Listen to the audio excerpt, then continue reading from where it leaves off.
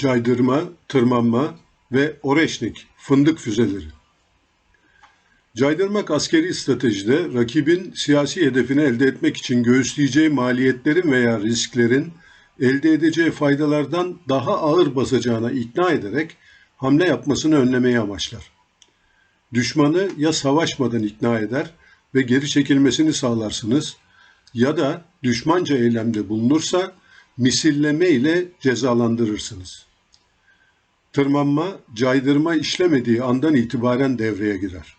Tehditlere, yanlış hesaplara cevap vermek üzere taraflar ya eylemlerin yoğunluk ve zarar verme şiddetini arttırır ya da çatışma alanını coğrafi ya da eylem alanı olarak askeri, ekonomik, siber, istihbarat, medya ve bunun gibi genişletir. Caydırmanın çökmesi. Rusya-Ukrayna savaşında her iki taraf, Ukrayna, Amerika Birleşik Devletleri, Avrupa Birliği ile Rusya, başlangıçtan itibaren birbirini caydıramadı.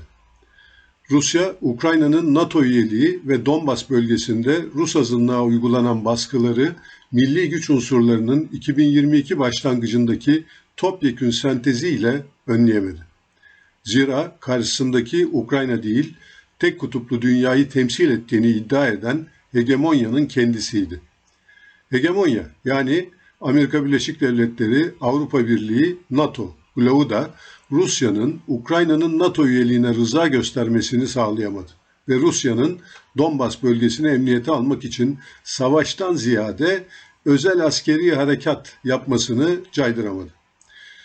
2021 sonbaharı yani başlangıçtan itibaren gerginliğin kısa sürede tırmanması, Rusya'nın 2021 Aralık ayında sunduğu barış planının dikkate bile alınmaması aslında hegemonyanın ucuz kan bulduğu Ukrayna üzerinden Rusya'yı silahlı çatışmaya adeta teşvik ve davet etmesinden kaynaklanıyordu.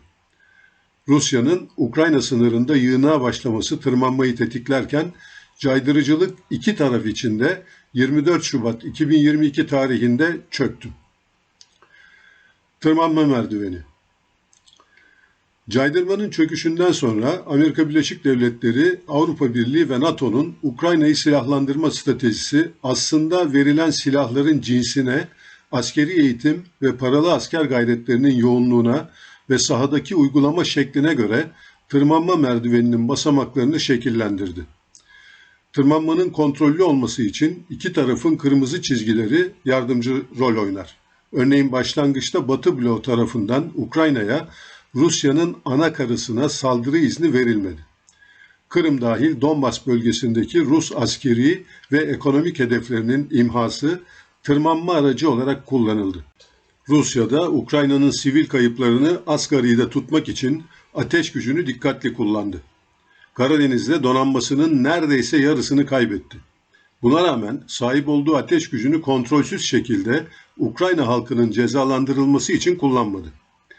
Ukrayna'nın savaşın ilk yılında taktik başarılar elde etmesi, Amerika Birleşik Devletleri, Avrupa Birliği ve NATO bloğunu siyasi hedefi elde etmede yani Rusya'yı yıpratarak ekonomisini çökertmek ve rejim değişikliğine sebep olmak sürecinde son derece ümitlendirdi. Bu durum 2023 yılında Batı bloğunun tırmanmayı arttırmasıyla sonuçlandı. 2024 baharından itibaren sürekli mevzi kaybeden Ukrayna, 6 Ağustos 2024 tarihinde Rus toprağı Kursk'ta bir saldırı ve işgal harekatı icra etti. Bu harekatın asıl maksadı Rusya ile ateşkes ve barış görüşmeleri başladığında ellerinde Rusya'ya ait bir toprak parçasını pazarlık masasına getirebilmekti. Bu gerçekte bir nevi stratejik intihardı. Zira Donbas bölgesinde Rusya'ya karşı savunmada kullanabilecekleri birliklerin önemli bölümünü bu bölgeye getirmişlerdi. Ana vatanındaki Kursk bölgesine bir işgal harekatı yapılması Rusya'nın kırmızı çizgilerinin son raddeye kadar zorlanmasıydı. Bu kapsamda savaş boyunca Ukrayna'ya Amerika Birleşik Devletleri toplamda 120 milyar doları aşan askeri yardım yaparken İngiltere, Fransa sadece maddi yardım değil, askeri personel desteği de sağladı. Diğer yandan Batı'nın bir yıl içinde Rusya'yı topyekün şeytanlaştırması ve düşmanlaştırması, tırmanma merdiveninde büyük basamak atlanmasına neden oldu. Rus halkı 80 yıl sonra İkinci Dünya Savaşı'nda yaşanan psikolojiye geri döndü. Bu kez ekonomik abluka, yaptırım ve baskılara rağmen özellikle askeri endüstri ve üretim ekonomisinde büyük bir seferberlik başlatıldı. Batı krizi tırmandırdıkça Rusya birleşti. Rusya'nın nükleer tehdidi kullanması. Caydırmada esas olan kırmızı çizgilerin geçilmesini engellemektir. Rusya, bu çizgilerin geçilmesini caydırmak için 2008 Ossetya krizinden sonra sürekli olarak nükleer tehdidi kullandı. Ukrayna krizinde de bu söyleme sık müracaat etti. Ancak nükleer meydan okuma Batı'nın caydırılmasına neden olmadı. Putin'in nükleer silah konusunda blöf yaptığı ve aşırıya kaçtığı izlenimi doğdu ve her tehdit deklarasyonu sonrası Batı bloğu yeni ve yıkıcı bir konvansiyonel hamlede bulundu. Ancak Rusya Batı'nın tahminlerinin aksine bu saldırılardan etkilenmedi. Zira gerek derinliğine savunma alanı büyüklüğü, gerekse savaşabilecek nüfusu, enerji kaynakları ve askeri endüstriyel kapasitesi bu savaştan daha fazlasını idame edebilecek yeteneklere sahip olmasını mümkün kılıyor. Bu meyanda Rusya'nın sene içinde Kuzey Arktik deniz yolunu tüm ticaret gemilerine açarak Anglo-Sakson deniz güçlerinin kontrolü dışında hamle yapması ve Kuzey Kore ile askeri ittifak anlaşmasına gitmesi tırmanmayı hızlandırdı. Bu tırmanmada Rusya'nın kırmızı çizgileri Batı tarafından sürekli esnetilerek test edildi. Diğer yandan Biden ve neokon ekibi Putin'in nükleer tehdidi kullanırken aslında belirsizlik yarattığının da farkında olarak belirsizliği değişik şekillerde kendi lehlerine kullandılar. Yani bir nevi deneme yanılma metodu ile ilerlediler. Nasıl olsa her denemeden sonra acı çeken Ukrayna halkı ve ordusuydu. Bu durum Rusya'nın caydırıcılığının hem güvenilirlik hem de etkinliğini kademeli olarak aşındırdı. Ancak son tahlilde her şeye rağmen Rus ordusunun Ukrayna karşısında cephede ilerlemesini önleyemedi.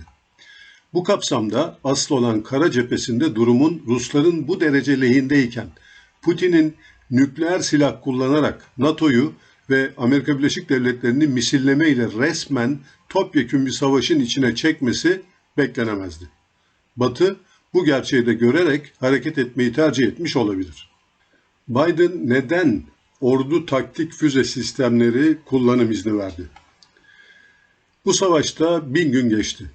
O süre zarfında Amerika Birleşik Devletleri Rusya'nın kırmızı çizgilerine dikkat ederek Ukrayna'ya başlangıçta kısıtlı harekat seçenekleri sunuyordu. Ancak kara cephesinde işleri iyi gitmeyince doz arttırıldı. Özellikle Trump'ın büyük bir zaferle seçimleri kazanmasından sonra Amerika Birleşik Devletleri neokonları tırmanma merdiveninde birkaç basamak atladılar. Bunun 3 sebebi var. Birincisi, Rus ordusunun Donbas'tan Dinyeper Nehri'ne doğru ilerlemesi sürüyor. Rus azınlığın yaşadığı ve kendileri için stratejik savunma bölgesi kabul ettikleri alanı kontrol altına alıyorlar. Bu durum Amerika Birleşik Devletleri'nde ve NATO'da panik yaratıyor. İkinci faktör, yeni seçilen Başkan Trump'ın 20 Ocak'ta koltuğa oturunca savaşı sonlandıracağını söylüyor olması. Üçüncüsü de Rusya'nın bu savaştan beklenenin aksine siyasi, ekonomik ve askeri alanda daha da güçlenerek çıkmasıdır. Batı, 3 yılda ekonomileri çökecek, boyun eğecekler, rejim değişecek diyordu. Bu olmadı. Kısacası Batı başından beri ortaya koydukları vizyon paralelinde hiçbir şeyi gerçekleştiremedi. Aksine tarihte görülmemiş boyutlarda Rusya ve Çin yakınlaşması ile başta BRICS olmak üzere küresel güneyin yeni çekim alanına girmesine neden oldular. Rusya neden Oreşnik füzesini kullandı?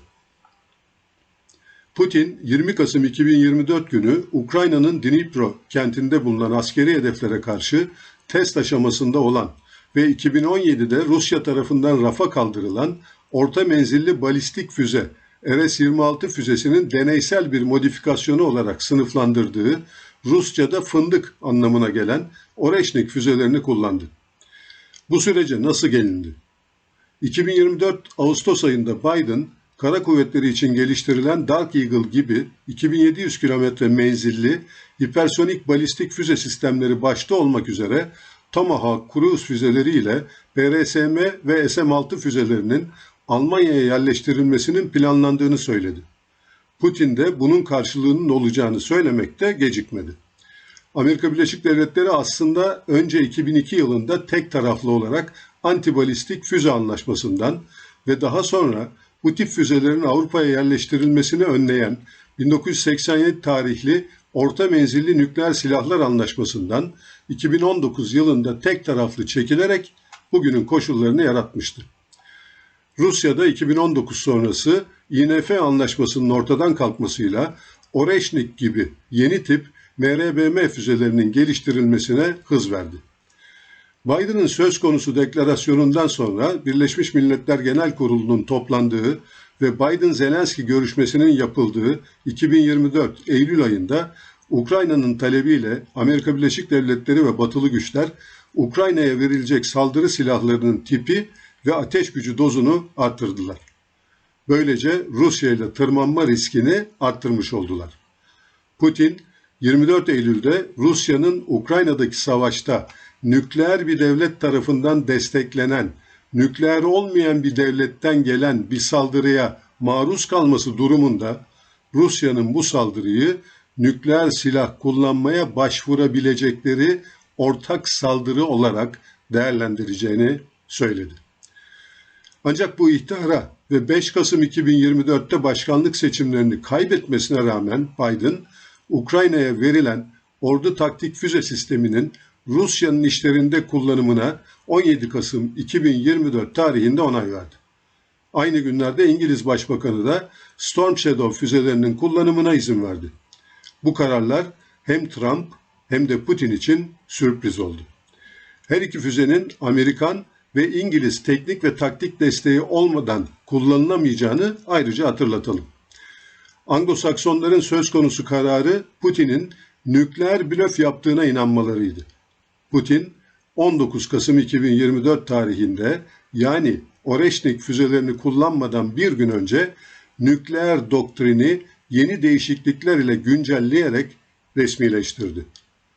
Rusya Federasyonu'nun nükleer caydırıcılık alanındaki devlet politikasının temelleri isimli güncel doktrin, Rusya'nın nükleer silah kullanma koşullarını genişleterek sunuyordu. Yeni doktrin sadece Rusya'nın değil, ilk kez isim vererek Beyaz Rusya'nın da egemenlik ve toprak bütünlüğünü tehdit eden nükleer ve konvansiyonel saldırılara karşı nükleer silahların misilleme aracı olarak kullanımına izin veriyordu. Belgede geçen Rusya Federasyonu'na ve veya müttefiklerine karşı nükleer olmayan herhangi bir devlet tarafından nükleer bir devletin katılımı veya desteğiyle yapılan saldırganlık onların ortak saldırısı olarak kabul edilecektir maddesi nükleer misilleme gerekçesi olarak ortaya çıkıyordu.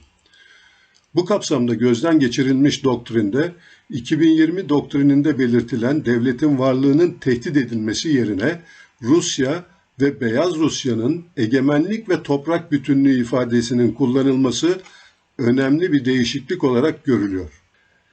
20 Kasım Oreşnik saldırısı Putin'in 24 Eylül ve 19 Kasım 2024 deklarasyonlarının fiiliyata geçirilmiş bir manifestosu oldu.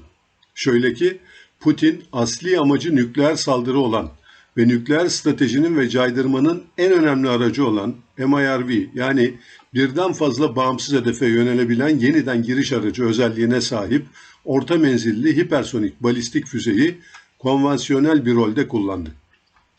Yani nükleer arenanın bir savaş aracını konvansiyonel başlıkla kullandı. Bu tarihte ilk kez gerçekleşen bir olaydı.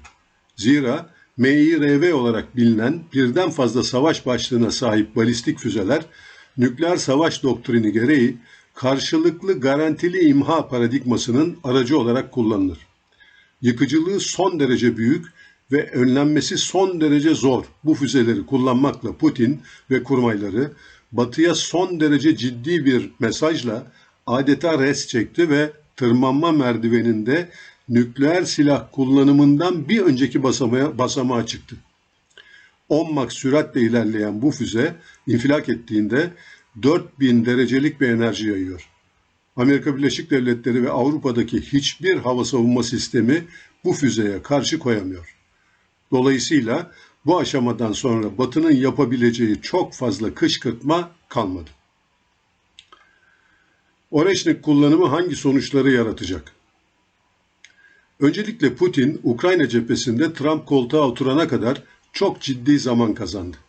Ukrayna şimdiden barış görüşmeleri için sondajlara başladı.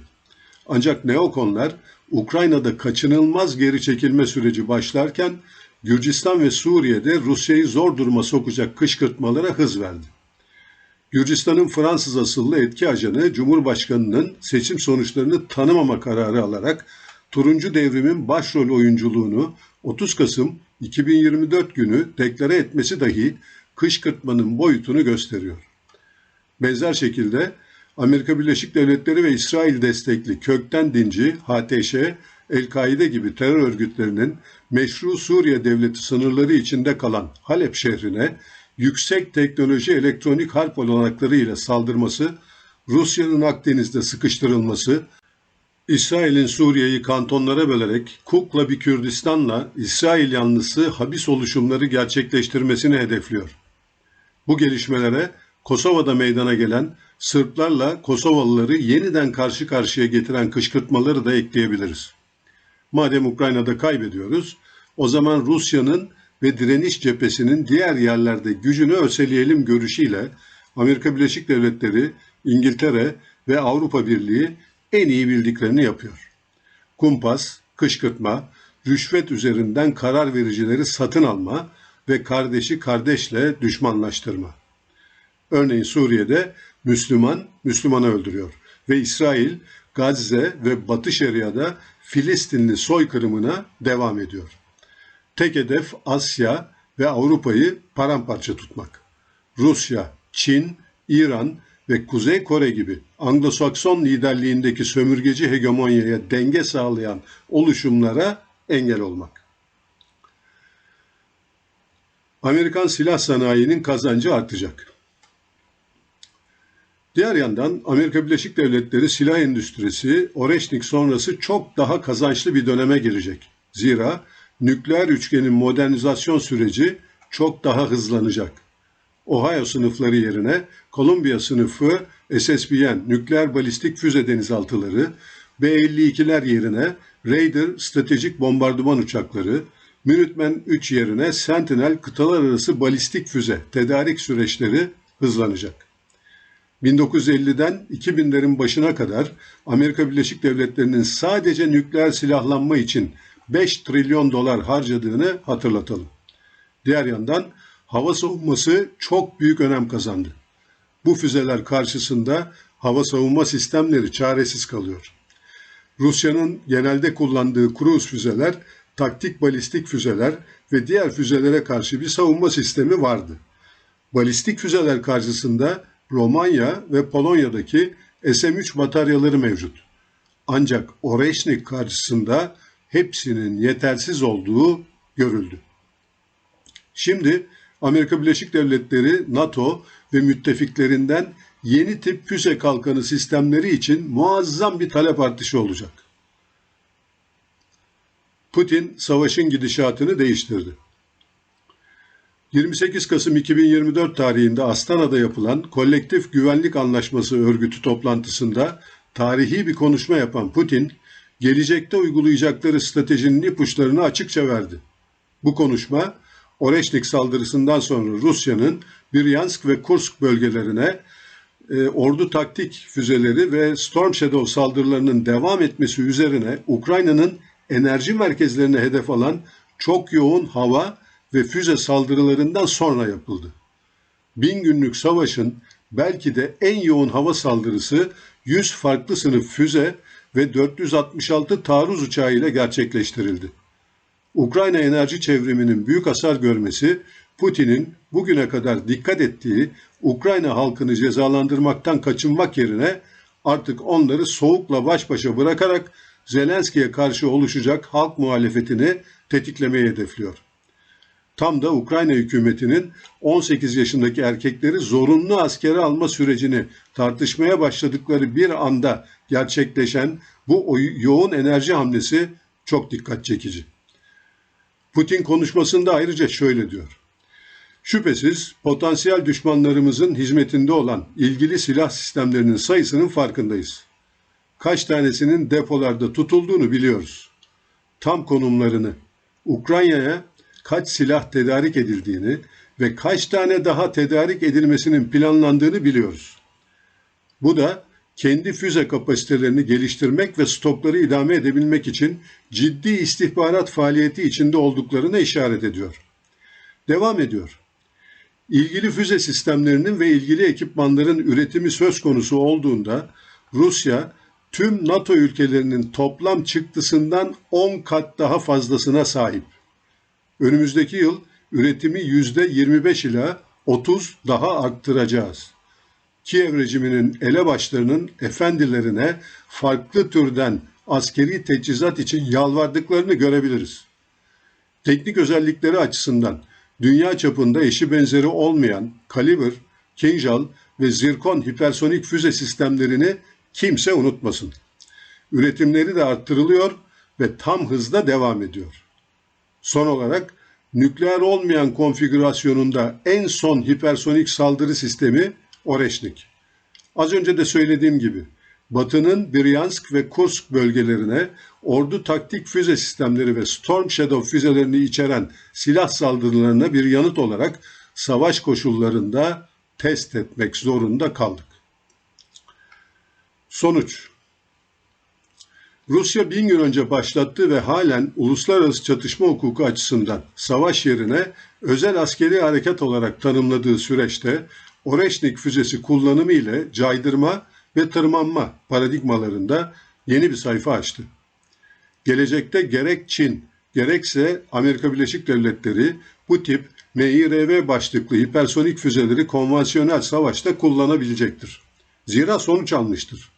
Rusya nükleer silah tehdidini kullanmaya devam etse de bu silahları Ukrayna karşısında karadaki hedefleri başardığı sürece hiçbir zaman kullanmayacaktır.